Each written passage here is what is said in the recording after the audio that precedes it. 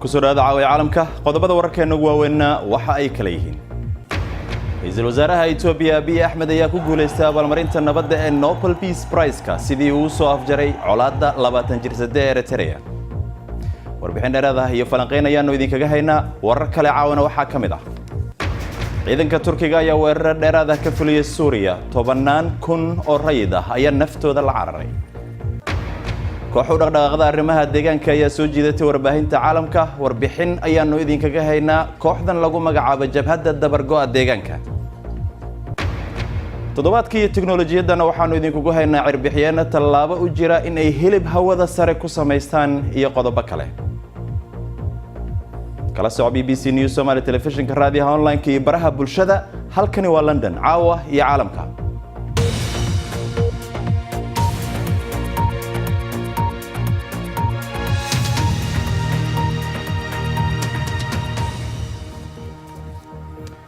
habeen wanaagsan daawadayaal anigu maxamed cabdi xaraar idin la socodsiinaya barnaamijka caawa aan ku bilaabe abaalmarinta nabadda 2019 ee Nobel Peace Prize ayaa lagu dhawaaqay inuu helay sanadkan ra'iisul wasaaraha Itoobiya Abiy Ahmed dadaalkiisii ahaa inuu heshiis nabadeed la galay dalka dariska yihiin ee Eritrea labadan wadan ayaa ku dagaalamay sohdinta u dhaxaysa 20 sano ka hor waxaana ay isku ahaayeen cadow ilaa Mr Abiy oo sanadkii hore heshiis la gaaray Farxaan Maxamed Jimcaale ayaa faahfaahinta inoo haya waa abaalmarin Afrika oo dhan ay leedahay waa sida uu ku tilmaamay hogaamiyahan ku guuleystay abaalmarintan nabadda ee qaaliga ah ra'iisul wasaaraha Itoobiya Abiy Ahmed ayaa lagu sharfay dadaalkiisii uu ku soo afjaray colaadii qaraareed ee kala dhaxaysa Eritrea July 2018 ayuu la saxiixday heshiis nabadeed oo taariikhi ah madaxweynaha Eritrea Isaias Afwerki kaasi oo soo gabagabeeyay 20 sano oo is hor fadhiyeen labada dal oo dagaal ba'an 2 sano ku dhex maray soodinta waxay ahayd mid ka mid ah arrimaha ahmiyadda koobaad ee Ahmed uu siinayay markii uu awoodda qabsaday April sanadkii hore oo uu ballan qaaday inuu la hadli doono Eritrea wanaagga guud ee labadeenna dalba ma ahayn oo keliya faa'iidadeenna balse waa midda labada dal ee dhiiggu ka dhaxeeyo waxaan diyaar u nahay inaan wadahadal ku xallino khilaafkeenna waxaan ku casuumaynaa dawladda Eritrea sidaasi oo kale ilaa markii xafiiska uu qabtay 43 jirkan wuxuu bedelay Itoobiya sanado badan oo deganaansho la'aan ay ka jirtay wuxuu bilaabay isbeddello waaweyn sida inuu xor ka dhigo saxaafadda iyo in mucaaradku ay hawlgeli karaan isla markii uu saxiixay heshiiska nabadda Ahmed oo ah hogaamiyaha ugu da'da yar ee Afrika wuxuu xabsiga ka sii daayay maxaabiis siyaasadeed isagoo soo dhaweeyay kooxihii hubaysnaa ee dibadda ku maqnaa wuxuu rajo geliyay gobol ay muddo dheer ragaadiyeen colaad waxaana loo arkayay hogaamiye aragti leh oo isbeddel doona laakiin isbeddeladiisa waxaa sidoo kale ay dabool ka qaadeen xiisadaha qowmiyadaha abaalmarintan waa soo dhaweyn dhiirigelinaya iyadoo uu wajahayo walaaca dagaalo qowmiyadeed tii oo ay soo dhow yihiin doorashooyinka baarlamaaniga bisha May 2020 fariin mahadnaqa oo uu guddiga Nobelka u jeediyay waxa uu ku booriyay madaxda kale ee Afrika inay ka shaqeeyaan nabadda qaaradda waxa abaalmarinta lagu guddoonsiin doonaa xaflad qaas ah oo Oslo ka dhici doonta bisha December waraysi abaalmarintan la xiriirta ayaanu idinku haynaa qayb dambe ee barnaamijka dalka Suuriyana diyaaradaha dagaalka Turkiga ayaa maalintii saddexaad duqeynaya saldhigyo ku yaala waqooyiga bari ee Suuriya ugu yaraan waxa la soo warinayaa in 11 qof oo rayid ay halkaas ku dhinteen tobaneeye ka tirsan dagaalyahanada Kurdiyiinta ee SDF ee hogaaminaysana halka lagu dilay ciidamada Turkiga ayaa sheegay in howlgalkoodu uu ahaa mid qorshaysan qaramada midoobay ayaa sheegtay in ay hayso warbixino laga walwalo oo ka dhashay duqeynta Turkiga xiisada qaxooti ayaa laga baqayaa in ay halkaas ka dhacdo 64,000 oo ruux ayaa la sheegay in ay guryahooda ka qaxeen kooxaha gargaarka ayaa iyaguna waxa ay sheegayaan in dad gaaraya 450,000 ay qasab ku noqotay inay qaxaan iyadoo kumaan kun oo iyaga kamid ah ay halis ugu jiraan in aynan helin biyo ku filan oo nadiif ah iminka waxa laga walaac qabaa in mustaqbalka kumanyaal looga sheekaysan yahay kooxda la baxday dawladda Islaamka oo ciidamada Kurdiyiinta ay hor joogi jireen Cusmaan Cabdi Xasan ayaa inoo haya kooxda la baxday dawladda Islaamka humaag ayay ka dhalatay xabsiyadu waa xarumaha ay dadka ka qorteen iyo halkii ay ka bulaaleen kumanaan ka mid ah taageerayaashooda waxay hadda ku xiran yihiin waqooyi bari Suuriya iyadoo Turkigu ku soo siqayo hab dagaal ah ayay weli waxay ku jiraan xaalad naxdin leh. kuwan waa xabsiyada ugu wanaagsan ay kurdiyiintu haystaan. sannadaha ayay u sheegayeen reer galbeedka inay dib u qaataan jihadoonkooda. dalal aan badnayn ayaa sidaas sameeyey. hadda xabsiyadu way buux dhaafeen, waxaana kordhaysa khatarta in la baxsado. hal xabsi oo buux dhaafa ayaa naloo sheegay inuu ku jiro Ishaaq Mustafa oo ka yimid bariga London. wuxuu qayb ka ahaa koox IS ku biirtay oo jaamacadda Westminster dhigan jiray. waxaa lagu eedeeyey inuu dagaalka jihadoonka qayb ka ahaa oo uu dagaalamayay IS ilaa iyo dhammaadkii. wuxuu sheegay sida kuwa kale in xabsiga lagu jir dilay. ka bani aadan ahaan annagu waxbaanu codsanaynaa sidii dad bani aadama, waayo maxaabiis baanu nahay, waxaananu gacanta ugu jiraa ciidamada xulafada ayaa gacanta ugu haya. ciidamada Britain iyo kuwa Maraykanka ayaa dib u soo guranaya si ay uga fogaadaan inay isku dhacaan Turkiga oo ah isbahaysigooda NATO. sidaa daraaddeed ragga iyo wiilasha IS halkan ayay fadhiyaan oo ay ku sugayaan. kurdiyiinta kaligood ayaa loo dhaafay inay xakameeyaan khatartan iyagoo ku jira dagaal.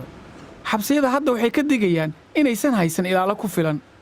qaar ka mid ah xabsiyada waxaa suuragal ah in Turkigu uu qabsado. mid ka mid ah hore ayaa loo duqeeyey. xabsi kale waxaa ku jira Ibrahim Akbal oo ka yimid Bradford, UK. muuqaallo Facebook ayaa muujinaya isagoo hubaysan oo dhar ciidan xiran. 12 jir ayuu halkan ku yimid. adeerkiis isagoo IS u dagaalamaya ayaa la dilay. 18 qoyskiisa ka tirsan ayaa ku soo biiray kooxda. inuu soo laabto ayuu doonaya, balse waxa uu sheegay in IS ay weli doonayso inay weerar soo qaado. waxaan qabaa inay soo laaban doonaan. runtii waa ay soo laabanayaan. dhul ku filan ayay ilaa iyo hadda haystaan. dhul ayay haystaan. lama degaanka Ciraaq ayay joogaan. waxaan rumaysanahay marka ay fursad helaan inay soo baxayaan oo ay samaynayaan wax wixii hore ka dibadda xabsiga waxaa ku yaal xeryo ay ku jiraan haweenka IS iyo carruurtooda.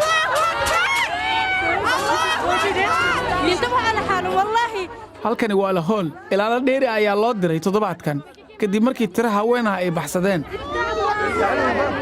qaar ka mid ah ayaa la soo qabtay, balse kuwo kale ayaa weli baxsad ah. isbahaysi tiro badan, kurdiyiin iyo carab ayaa noloshooda ku waayay xarigga raggan, balse waddamada galbeedka way ka tageen. tani waa xiisad argagixisada lagula dagaalamayo. raggan ma ahan oo keliya maxaabiis, waa ciidamada kooxda la baxday dowladda Islaamka oo doonaya inay dib u soo laabtaan. markan haddii aan oogno qodobada kale ee ku jira wararka caawa. shirkadda qaranka ee saliidda Iiraan ayaa rumaysan in mid ka mid ah maraakiibteeda saliidda lala dhacay 2 gantaal isaga oo ku sugan xeebta badda cas ee Sacuudi Carabiya. markabka ayay sheegeen in lagu weeraray meel u dhow ama u jirta 100 kilomitir magaalada Jeddah. waxa ay sheegeen in dhaawac sababay inuu shidaal ka daato markabka iminka la xalilay. dacwadoogayaasha New York ayaa 2 deeq bixiyeen oo Donald Trump gacan siiyey ku eedeeyay in ay ku xadgudbeen sharciyada maalgelinta ololaha. ganacsade Lev Barnos iyo Igor Fruman ayaa maxkamad la soo taagay iyagoo lagu eedeeyay inay qorsheynayeen lacago shisheeye oo la siinayo musharaxiinta xisbiga Jamhuuriga ka tirsan. kooxda u ololeysa deegaanka Extinction Rebellion ayaa soo jiidatay warbaahinta adduunka, laakiin maxay dhab ahaan doonayaan? maxayse dadka dhaliilsan leeyihiin? warbixintan waxaanu idinkugu soo gudbinaynaa kooxdan oo dhaqdhaqaaqooda u rogtay mid caalami ah. Mawlid Xaaji Cabdi ayaa inoo haya.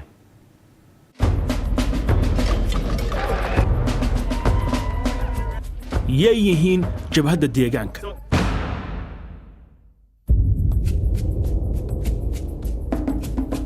way u badan tahay inaad ku aragtay callankooda bannaanbaxyada. calaamadoodu waa dhalada wakhtiga xisaabisa. waxay ka dhigan tahay in wakhtigu gabaabsi yahay, badbaadinta noolaha dhimanaya. dhaqdhaqaaqa UK saldhiggoodu yahay ayaa markii ugu horraysay wararka qabsaday kadib markii ay joojiyeen gaadiidka bartamaha London. laakiin maxay doonayaan?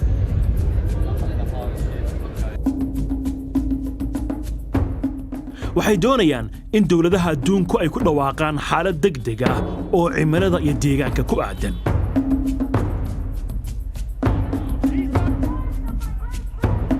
maxaa kooxdan gaar ku ah Extinction Rebellion?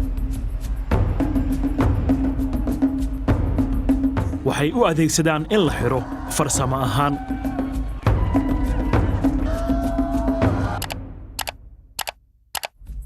roger hallam oo wax ka aasaasay dhaqdhaqaaqa deegaanka ayaa leh waraaqaha iimaylada iyo dibadbaxyadu ma shaqaynayaan waxaad u baahan tahay in 400 oo qof ay xabsi aadaan qiyaastii 2 ama 3 kun ayaa la xirayaa waxaa la aasaasay 2018 kooxdu si degdeg ah ayay u xoogaysteen waxay leeyihiin dad caan ah oo taageersan jilaaga Emma Thompson kooxda muusikada ee Radiohead iyo Greta Thunberg oo cimilada u dhaqaaqda marka dadka dhaliishan maxay leeyihiin ra'iisul wasaaraha Britain Boris Johnson ayaa ku sifeeyay sandurtayaal timadhaadheerayaal mudaharadayaasha isbeddelka cimilada sidoo kale qaar ayaa dhaliila dalabkooda aan caqligalka ahayn waxay u baahan yihiin inaan joojinno duulimaadka diyaaradaha joojinno hilibka guduudan iyo caanaha iyo sidoo kale in si adag loogu weecdo waxyaabaha dib loo farsameeyo si loo gaaro mowqifkooda waxay caro ku abuureen dadka rakaabka ah magaalooyin kala duwan oo caalamka ka tirsan laakiin taasi kama joojin ololaha ay wadaan inuu kasbado taageero caalami ah ayna isku beddelaan dhaqdhaqaaq caalami ah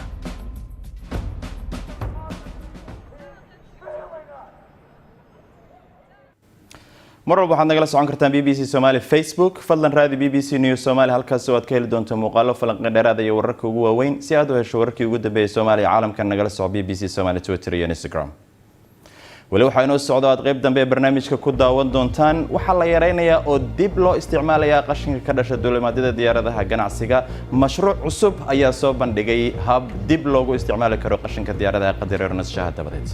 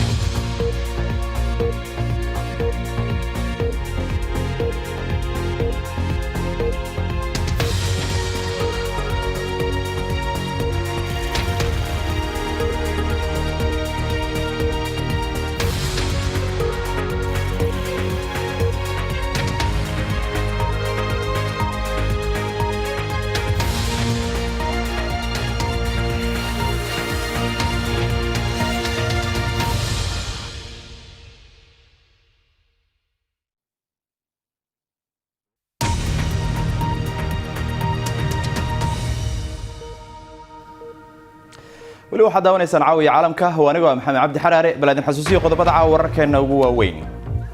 ra'iisul wasaaraha Itoobiya Abiy Ahmed ayaa ku guuleystay abaalmarinta nabadda ee Nobel Peace Prize-ka sida uu soo afjaray colaadda 20 jirsatay ee Eritrea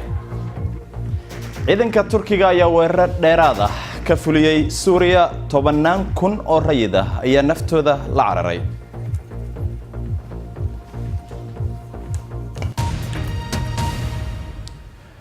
وهاجاك هدبا سيدي آد كو داوتين قيبت هوري برنامجك abaalmarinta uu ku guuleystay Abiy Ahmed ma ahayd mid la filay waxa stuudiyaha ila joogta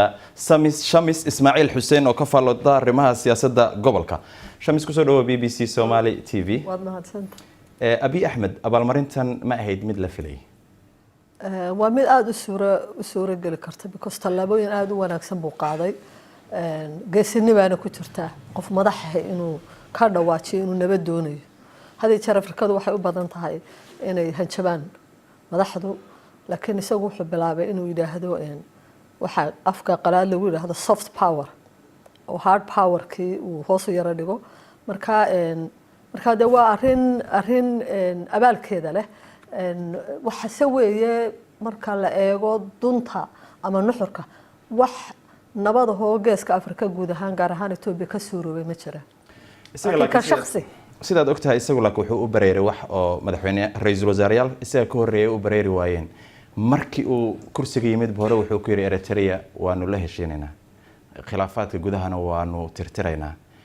idaacadaha iyo warbaahinta dalka waa la xoreynayaa waxyaabaha soo dhan ma aha waxyaabo lagu mutaysan karo ka shakhsi waxyaalaha soo dhan waa inaad na ogaataa inuu kan waa doctor weeye PhD thesiskiisa isaan programna ba uga sheegay wuxuu ka qoray xalilaada khilaafaadka conflict resolution marka dadku baranayo ama class ku qaadanaya waxa kamid ah wax lagu yiraahdo afka Ingiriisiga transcending approach of conflict inuu qofku sare uga kici karo ishaynta la ishayo oo aanu had iyo jeer oo waxba dhacayo waxba la igu sameeyay waxba ka gocasho wax kuma xalilmaan marka wuxuu isticmaalay wuxuu u bartay kalsoonina uu la yimi qof isku kalsoon uun gacan nabadeed fidin kara marka intaas oo dhan uu ninkan wax wanaagsan buu sameeyay laba dafir ka shakhsi mid kale isaga u dheerina way jirtaayo caalamkan ay Norway ka mid tahay Ingiriisku ka mid yahay Mareykanku ka mid yahay hadii jeer amuuraha wadanka Itoobiya leeyahay way u jajaban yihiin waxa laga yaabaa heshiisyo badan oo Soomaalida ka suuroobay sida mesela markii Somaliland samaysmay oo kale ugu horeysay barco ku shireen oo kale hadaan ka bixiyo ra'yi ay isu yimaadeen maxaa la yiraahdaa qabaa'ilka kala jaadka ahaa qabaa'ilka ishayay wanaagyadii ka soo dhacay wanaagaasoo heshiiska Somaliland oo ka bilaabmay kasoo bilaabmay ciyaar gaabo ku yimi village level tuulooyinkii ilaa barco sheekh lagu heshiiyay ilaa boorame ilaa dawlad lagu samaystay hadii ay Itoobiya ahaan lahayn aad baa loo faahfaahin lahaa laakiin adduunka Soomaalida uma jajabna wanaageeda yaanan isku xirin abaalmarinta abi iyo arinta Soomaalida tiisu waa mid caalami ah dalka dariskana uu la heshiiyay laakiin aan ku weydiiyay fariin noocee ayay u diraysaa hogaamiyaasha kale ee Geeska Afrika fariin waxay u diraysaa hagaagsan oo bal wax ama qabsoomeen ama yaani qabsoomin qofku inuu isku dayo inta uu ku amaanan yahay inuu nin madaxweyne ah isku dayo inuu gacan fidiyo nabadeed taa uu ku amaanan yahay muran kama joogo waxa se muran ka jooga ama se tilmaaminteeda mudan in la tilmaamo waxa weeye wadanka Itoobiya kulliba waa loo jajabay khalad iyo sax wuxuu sameeyaba taa ma hayn laga tago Geeska Afrika oo dhammaad weydis waxaana kaloo yara hogaamiyaasha ka horreeya loo jabnaan lahaa laakiin hadda ma waa loo jabnaa waa aad baa loogu jabnaa ma la sanaawi waxa la siiyay mowqif weyn dad ogolaato inaan ka hadlo Soomaalidu markay is halka waa muhiim weeye Soomaalidu markii ay isdilaysay daaha loo xiray Itoobiyaanka laakiin Tigreeniyaanka waxa lagu heshiisiyay meesha la yiraahdo Department of Strategic Studies waqti badan uma hayno marka waa soo dhanta taaban doona aad iyo aad ayaad u baahantahay وهجاج دولمات كديارها أي سيدايا بقول كبلابو كربون كود هودا وسخية وح أنت سيدر إن إيانا لقى عبنية قشين كتيرة بدن كدشة علبها أي هودا كو استعمالان ركابك علبها سي أو أي كمديهين كوب فركيدوين قادوين يسحموك سميسن عاجدو قشين كديارها أي جارية لحتريليان أوتن أو عليسة سنتكي بندق لوجو سمي متحف كنقشدين لندن أي كو هولن سيدي حلو جوه لها يرين تقشين كفرها بدن ديارها عايشة فرح أيها نهيسة alaabadan oo dhan waa kuwa ay isticmaalaan rikaabka diyaaradaha badankoodu waxay ka samaysan yihiin caagado dibna looma isticmaali karo. We've got the seaweed capsules here for sort of items such as dressings or milk. mid ka mid ah shirkadaha naqshadaynta ayaa aaminsan in sida loo safray ay wax ka bedeli karaan. Jo waxay tiri each of the elements has basically got mid kasta wuxuu ka samaysan yahay waxyaabo kala duwan waxaan eegnay sida aan waxyaabaha aan caagadaha ahayn aan alaabo uga samayn karno marka tareyga wuxuu ka samaysan yahay haraaga bunka waxaan kaloo eegnay inaan daboolka macmacaanka aan ka samayno weel isaga la cuni karo oo jalaatada lagu goosan karo waffle cone that you would have an ice cream in. inkastoo tani tahay arrinaan u sahlanayn diyaaradaha caadiga ah ee rikaabka diyaaradaha qaar ayaa ku howlan sidii ay isugu dayi lahaayeen inay yareeyaan qashinka taa ma sahlanaan doonto maadaama ay rikaabka diyaaradaha sanadkii dunida ay gaarayaan ilaa 4 bilyan oo qof marka qashinka oo dhammi la keeno madaarada ma badna tirada alaabada dib loo isticmaali karo sharciyada caalamiga ah aawadood tusaale ahaan madaarka Heathrow 90% qashinka diyaaradaha waa la burburiyaa madaarkuna wuxuu doonayaa in dawladdu ay taasi wax ka bedesho qashin badan oo halkaasi yaala dib looma habayn karayo waayo waxa laga yaabaa in cunto iyo ama waxyaalo kale oo cabitaana oo wasakhoobay ay ku jiraan marka waxaanu doonaynaa inaan raano waxa eegtaan halka uu ka imanayo duulimaadkaasi marka waxay taasina keenaysaa inaanu dib u habayno wixii ay diyaaradaasi keentay madaarka London ee Heathrow ayaa noqon doono mid ka xiga ee barooba ay sameynaysa midowga Yurub ee isbedel lagu doonayo laga bilaabi doono mashruucan ayaa hadda ka socda madaarka Madrid ee Spain iyo diyaaradeeda Iberia ilaa ay isbedeladani ka dhaqan galayaanse dadka rikaabka ayay tahay inay iyaguna dhaqanadooda ay wax ka bedelaan wagaag bal iminkan haddii aanu eegno wararka ciyaaraha ee caawa ingiriiska ayaa caawa ciyaar ka tirsan isla reebka Euro 2020 la ciyaaraya Czech Republic. ingiriiska ayaa u soo baxaya tartankaasi haddii ay ka badiyaan kulankaas ka hor waxa warbaahinta ay haraysay hadallo ka soo yeerayay ciyaartoyda ingiriiska ee sheegaya in haddii ay dhacday in lagula kaco ficilo cunsurnimo ciyaartoyda qaarkood ay ka bixi doonaan garoonka. laacibka ama tababaraha kooxda ayaa sheegay in uu kalsooni ku qabo xiriirka ciyaaraha kubadda cagta ee arrimaha ciyaaraha. sidoo kaleento Eliud Kipchoge ciyaaraha ayaan bartan kaga jirnay ayaa biri isku dayay inuu noqdo qofkii ugu horeeyay ee abid orda tartan marathon muddo ka yar 2 saacadood. 34 jirkan reer Kenya ah ayaa hadda haysta orodkii ugu wanaagsanaa ee 2 saacadood lagu cararo 1 daqiiqo iyo 9 ilbiriqsi. isku daygiisii biri uu caasimadda Austria ee Vienna ma noqon doona mid rasmi ah maadaama uu heli doono caawimaad. Formula 1 kana dhammaan tartamadii Grand Prix ee sabtidan ka dhici lahaa dalka Japan ayaa la joojiyay. diyaar garowga loogu soo bixi lahaa ciyaaraha dambe ayaan iminka la ciyaarayn sabab la xiriira in dabaylo xoogani ay goobaha tartanka ku soo wajahan yihiin. axadda ayaa la filayaa in tartanka dib loo ciyaaro oo uu dib u furmo. وهاجاك برنامجك تكنولوجيا التضباط waxaanu idinkugu haynaa hilib hawada sare lagu macmalayo iyo qodobo kale oo xiiso leh. shirkadda Sony ayaa ku dhawaaqday in barnaamijkeeda PlayStation 5 la daahfurayo dhammaadka sanadka dambe. qalabka lagu ciyaaro ayaa la imaan doona xakameeye ama controller cusub oo hanaankiisa gariirka la dardargeliyay. qalabka lagu ciyaaro ayaa la imaan doona xakameeye ama controller cusub oo hanaankiisa gariirka la dardargeliyay. qalabkan ayaa sidoo kale muuqaaladiisa la casriyeeyay iyadoo lagu daray nalal iyo ilaysyo isdhex socda. saddex saynisyahan oo horumariyay maadada lithium ion batteriga ayaa ku guuleystay abaalmarinta Nobel Prize ee chemistry-ga 30 sano kadib markii maadadani ay noqotay mid suuqyada ganacsiga laga heli karo. batteriga ay soo saareen John B. Goodenough, M. Stanley Whittingham iyo Akira Yoshino waxa uu awood u leeyahay inuu tamar siiyo alaabo kala duwan oo ay ka mid yihiin taleefanada gacanta, laptopyada iyo waliba baabuurta korontada ku shaqeeya.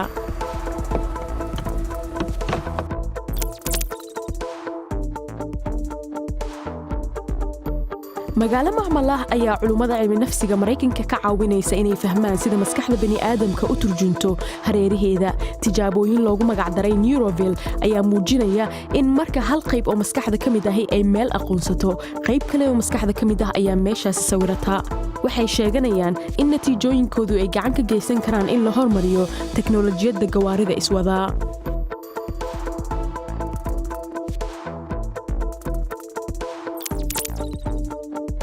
waa sidee dhadhanka hilibka hawada lagu farsameeyay. arbixiyeenna ayaa dhawaan hubin doona. shirkadda Israa'iil laga leeyahay ee Alif Farms lagu magacaabo ayaa iskaashi la yeelatay saldhigga caalamiga ah ee hawada si hilib hawada sare loogu beero. weli maaha arrin ay isticmaali karaan bani'aadamka, laakiin shirkaddu waxay rajeynaysaa in arbixiyeenadu ay dhawaan cuni doonaan hilib lo oo hawada lagu farsameeyay, balse yaa garan doona laga yaabaa inuu yeesho dhadhanka dunida.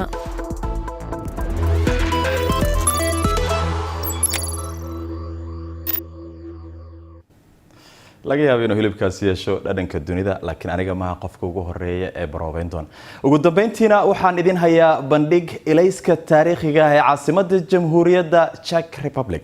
bandhigga ilayska ee magaalada Prague waxaa loogu dabaaldegayaa kacdoonkii Velvet ee sanadkii 1989 soo afjaray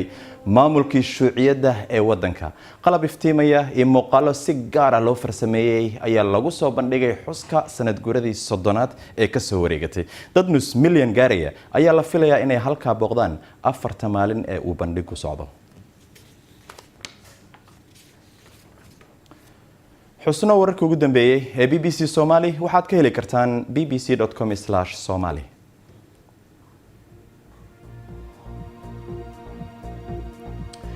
inta ayaan ku soo afmeerayaa barnaamijka caawa iyo caalamka. waad ku mahadsantihiin daawashadiina. inta aan mar kale dib u kulmayno aniga iyo asxaabtaba waxaan idinka tegaynaa sidaa iyo nabadgelyo.